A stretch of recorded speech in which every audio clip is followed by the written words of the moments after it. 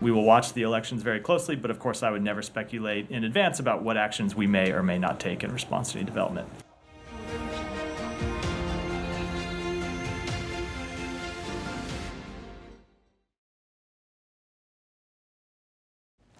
It's election time in Bangladesh, the first major election of this year, not the most gripping one though, because the result is obvious. Another victory for Prime Minister Sheikh Hasina. She's been Prime Minister of Bangladesh since the year 2009, and if she wins again, she'll be in power until 2029, which is a long tenure.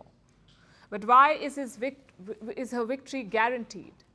Because the opposition is not contesting. That's the BNP, the Bangladesh Nationalist Party, the opposition party.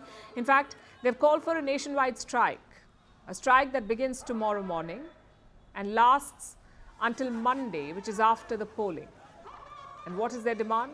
Sheikh Hasina's resignation. The BNP wants elections under a caretaker government. They say the ruling party will rig the election. But Sheikh Hasina says, no way. And legally, she's right. Bangladesh has abolished the caretaker system, so the Prime Minister does not have to resign. Which brings us to present day.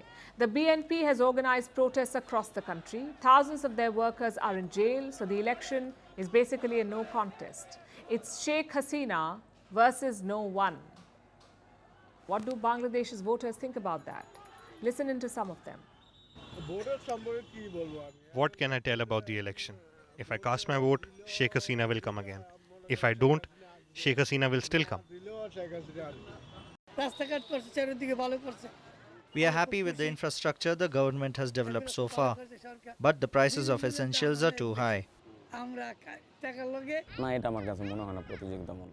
I don't think it is a competitive election, as the main opposition BNP is not participating. In Bangladesh, elections used to be like a festival, full of joy, mics everywhere, BNP here, Awami League there. It was like Eid, but this joy doesn't exist anymore.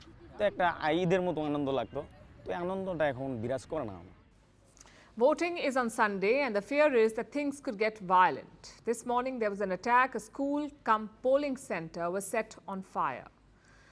It's not clear who was behind the attack. One of the rooms was damaged. Thankfully, the election equipment has not been set up yet. But do you see the problem here? Bangladesh's opposition has a history of street violence. Some of them have radical Islamist roots. They could run riot on polling day, so Dhaka is not taking chances. They have deployed the army across Bangladesh. Soldiers and armored trucks were seen moving through Dhaka. The military says it will only act if called upon, if the polling officer sees a problem. So that's the story of Bangladesh's election. No real choice, the opposition on the streets, and a high risk of violence. But how should the world see it? Well, Bangladesh is a consequential country. It is home to 170 million people. It's among the largest contributors to the UN peacekeeping forces. And it's a garment powerhouse.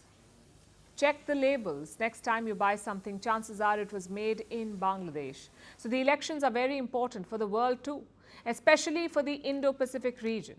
You see, Bangladesh has a long Indian Ocean coast, more than 500 kilometers long. Dhaka's trusted partner has been India, but recently more players have emerged. China has multiple projects in the country. Russia is building a nuclear power plant.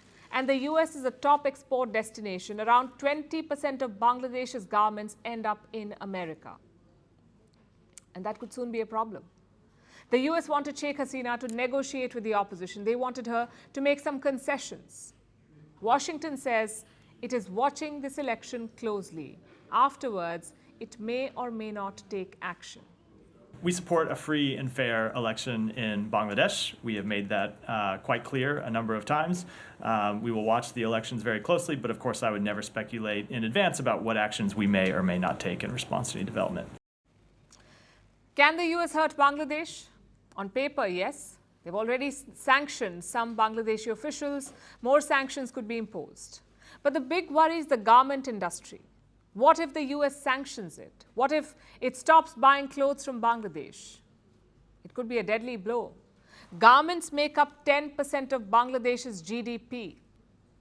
The industry also employs some 4 million people, so sanctions will hurt. It could also affect the geopolitical balance. Both Russia and China have sided with Dhaka. They say, ignore the US, elections are your internal matter. India too has taken the same position. It has refused to take sides in the political standoff, but India has sent election observers. 3 officials of the Election Commission of India have reached Dhaka. They are part of the foreign observers team. Officials from the European Union are also present. Frankly, there is little to observe. It's all one-way traffic. So don't expect a nail-biting electoral contest. Bangladesh is not going to be one. But what happens afterwards could be interesting. A forceful US response will push Bangladesh away. It will also put India in a tough spot. So gripping or not, this election matters.